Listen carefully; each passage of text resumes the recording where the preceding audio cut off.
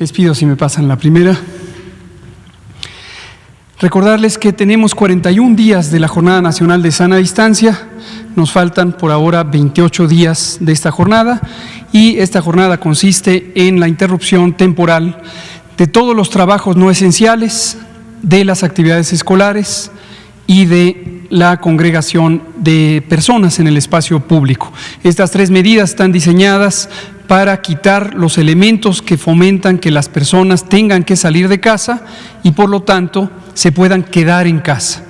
Quedarnos en casa es la medida más importante para mitigar, para reducir la cantidad de contagios que se presentan de esta enfermedad todos los días. No lo olvidemos, todavía nos faltan 28 días y necesitamos completar esos 28 días con estricta disciplina.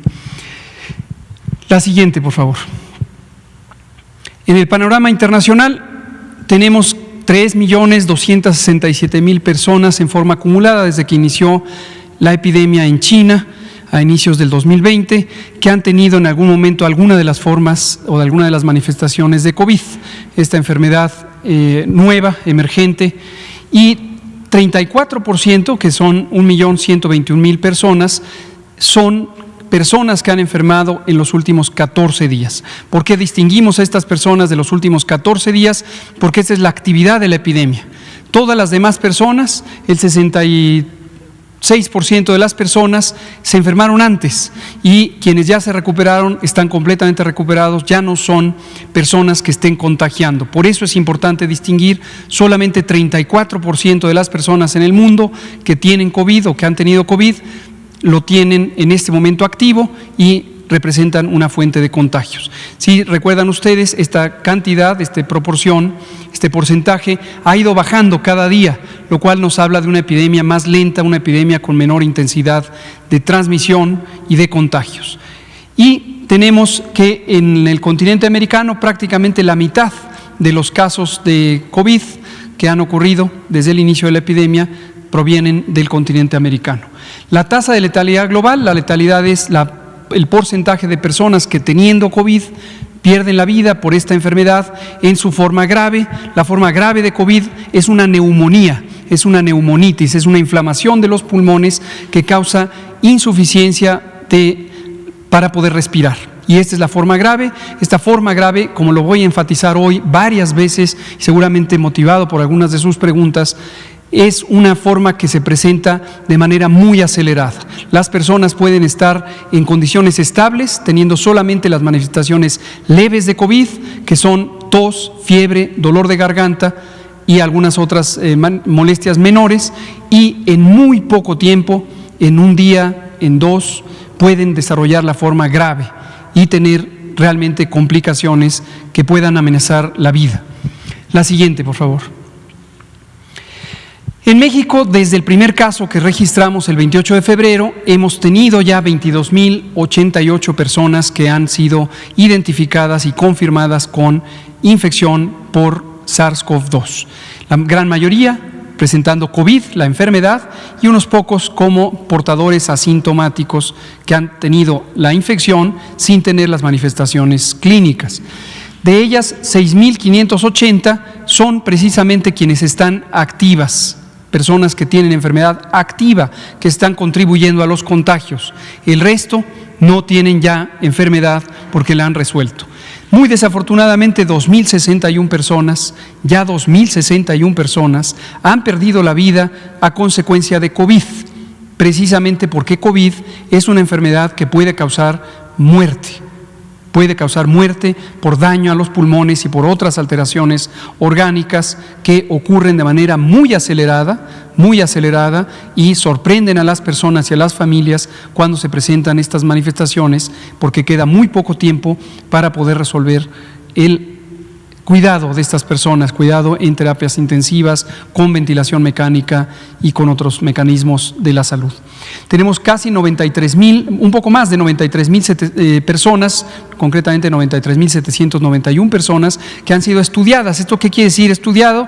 Hoy que tenemos más tiempo, se los recuerdo, quiere decir que en algún momento fueron casos sospechosos de COVID. Y llamamos caso sospechoso a una persona de cualquier edad, independientemente de sus antecedentes, que empieza a tener las manifestaciones clínicas de COVID.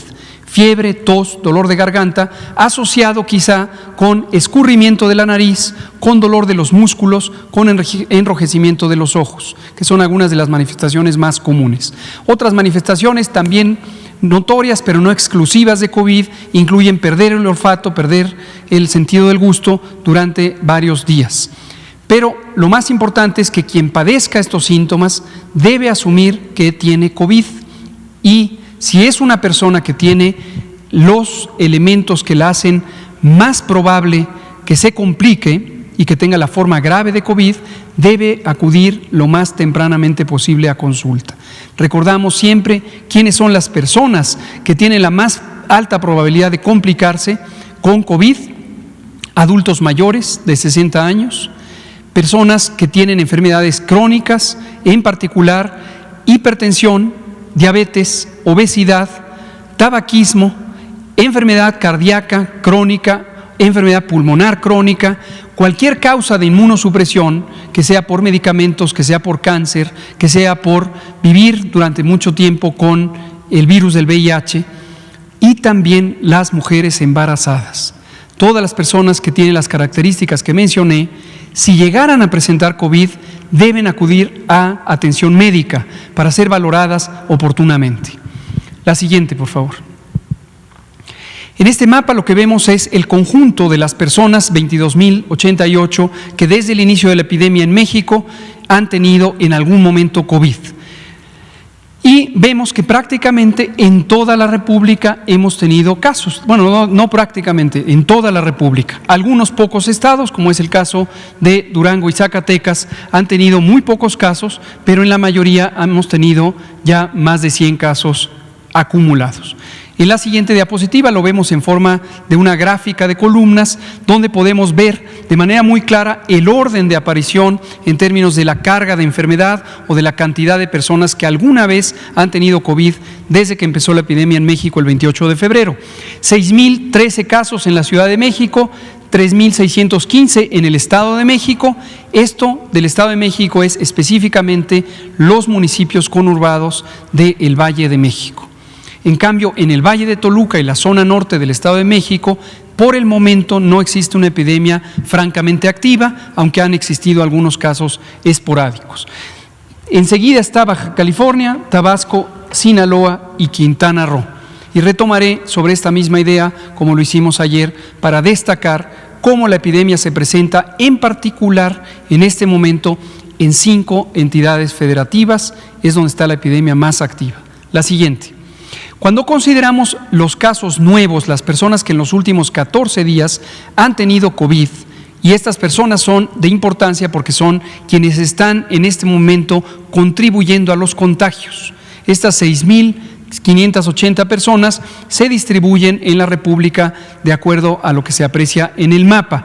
En este momento empezamos a tener mayor actividad en Veracruz. Veracruz se suma ya con más de 500 casos acumulados, pero son los casos recientes, y esto es comparable con lo que tiene en este momento Tabasco. Mayor carga, desde luego, en el Valle de México, en Culiacán y en la zona norte de Baja California. La siguiente. Aquí está el orden, y como se puede ver por números, 1.805 casos en la Ciudad de México en los últimos 14 días, igualmente en la zona conurbada del Valle de México, que es demarcación del Estado de México, 1.020 casos, le sigue Sinaloa y Tabasco con 294, enseguida Veracruz, que ya ha rebasado en cantidad de casos nuevos a otros estados como Quintana Roo y Yucatán. La siguiente. Es importante, cuando uno compara las entidades federativas, no perder de vista que éstas tienen distinto tamaño poblacional. Y si uno compara poblaciones de distinto tamaño, no hace una comparación adecuada. ¿Por qué razón? Porque obviamente donde hay más personas puede haber mayor número de casos. Pero esto no tiene un significado directamente interpretable en términos del riesgo, en términos de la intensidad de transmisión de esta enfermedad. Por eso usamos esta medida que se llama incidencia acumulada, y que no es otra cosa que el porcentaje de personas que en una población tienen la enfermedad.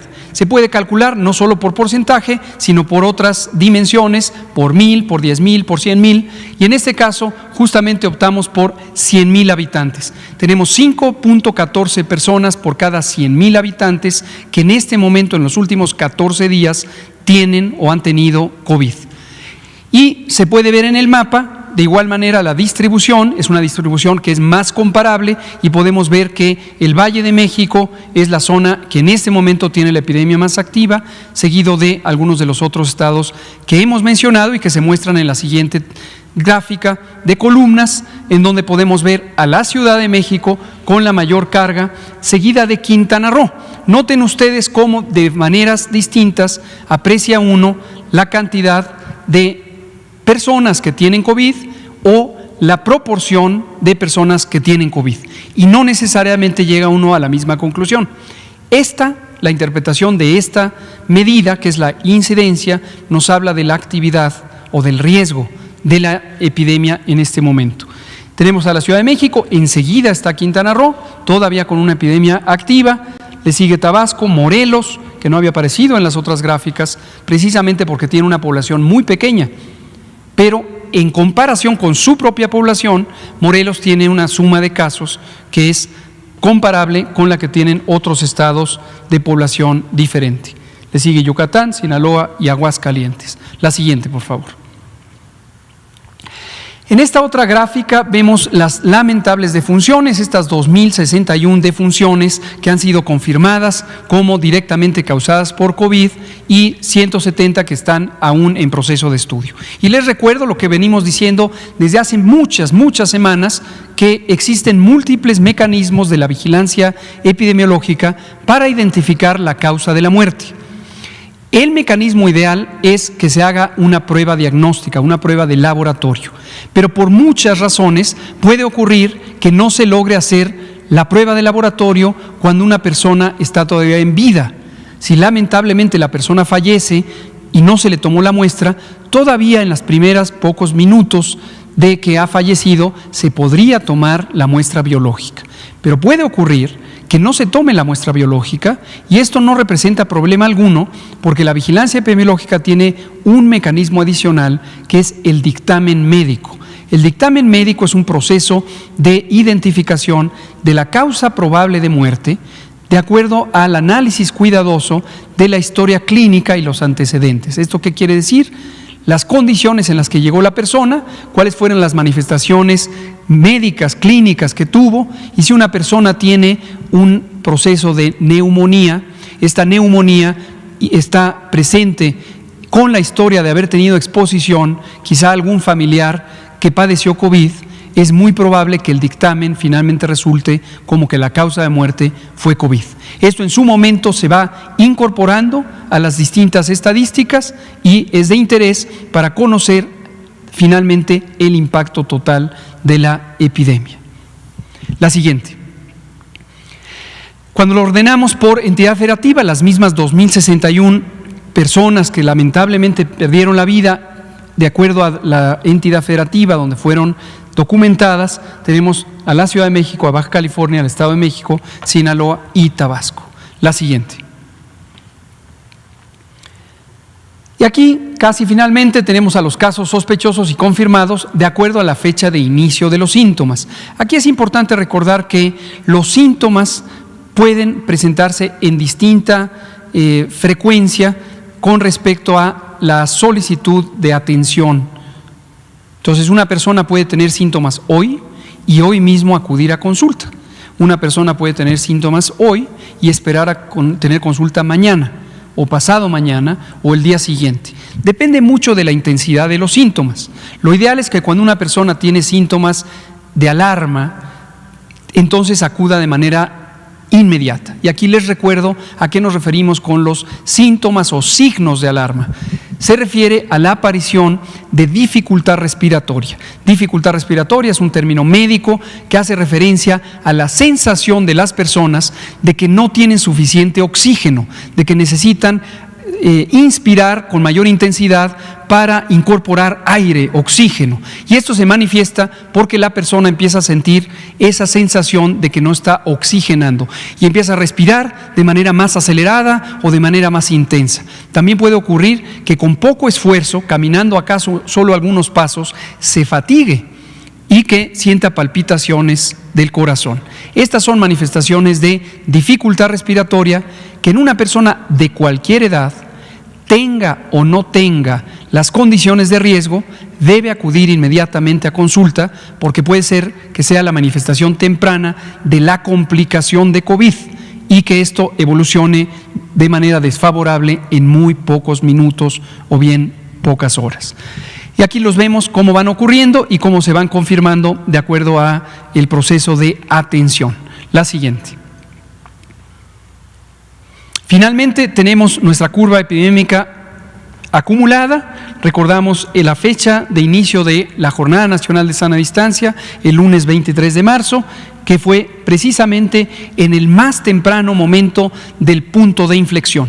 Recuerden esta cifra, cuando tuvimos un cambio de 4 a 12 casos confirmados, fue la señal clave que nos dijo, estamos en el momento de inflexión, está cambiando la velocidad de presentación diaria de los casos. Para nosotros fue una señal muy suficiente para decidir el inicio de las intervenciones. La decisión se tomó el viernes 13 de marzo, se formalizó con la decisión de suspender temporalmente el ciclo escolar el 14 de marzo y en algunos estados pudieron integrar esta actividad de suspensión desde el lunes 17 de marzo, otros necesitaron algunos días para adaptar la logística de organización de los recintos escolares y entraron ya todos el 23 de marzo.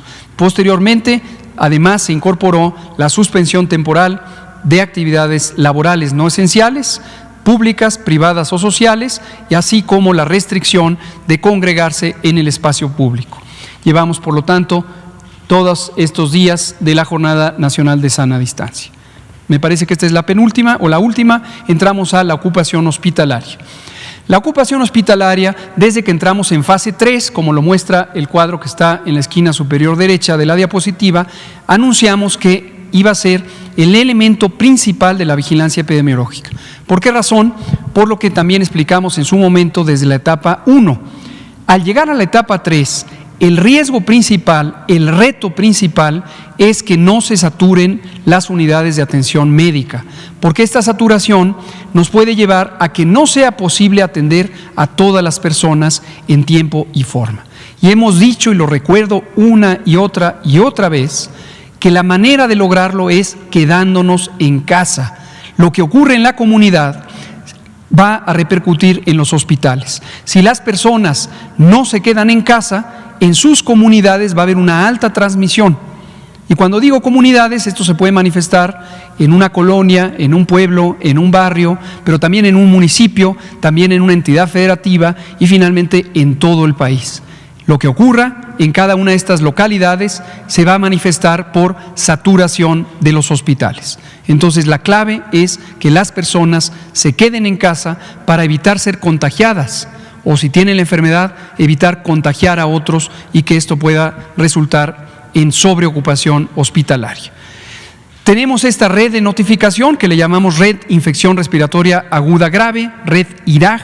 Es un mecanismo de todo el sector salud y de todas las entidades federativas para alimentar la información sobre la ocupación hospitalaria prácticamente en tiempo real. Todos los días a partir de las 8 de la mañana es el corte de información y los 667 hospitales notificantes deben subir su información. Hemos tenido un gran progreso, todavía algunos pocos hospitales quedan sin notificar oportunamente y entonces al momento del corte aparecen como que no están registrados. Pero la gran mayoría lo hacen, como se puede ver, es toda la geografía del país y son todas las instituciones del sector salud en el segmento público.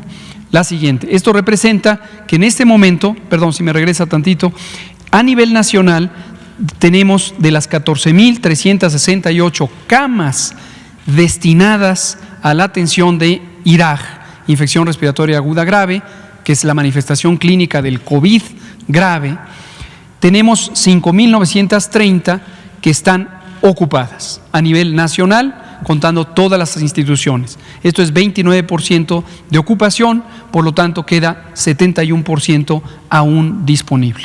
La siguiente.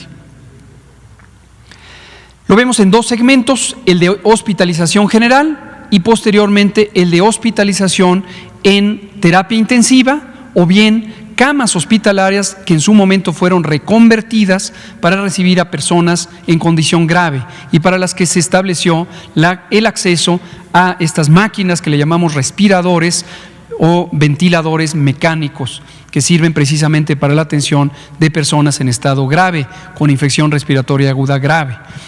Tenemos en la Ciudad de México, por razones obvias que se acaban de explicar, el 68% de ocupación y nos queda todavía el 32%. En Baja California, 61% de ocupación, 39% todavía disponible y así como pueden ver en cada una de las siguientes entidades federativas. A nivel nacional, ahí está, es la última columna, 29% ocupado, 71% disponible. La siguiente. Cuando lo vemos específicamente para las camas, ya sea de terapia intensiva o camas que en su momento, hace más de 5 semanas, fueron reconvertidas para poder atender a personas con insuficiencia respiratoria aguda grave, 64% están ocupados y resta 36% disponible en la Ciudad de México. Seguimos con Sinaloa, 58% ocupado, 42% libre, Baja California 52%, 48% y así sucesivamente como lo pueden ver ahí. En promedio nacional, 24% de las camas que pueden utilizarse para pacientes críticos con infección respiratoria aguda grave están ocupados y nos queda 76% aún disponible. La siguiente. Eso es todo. Perfecto. Muy bien, pues esta es la situación que tenemos en este momento.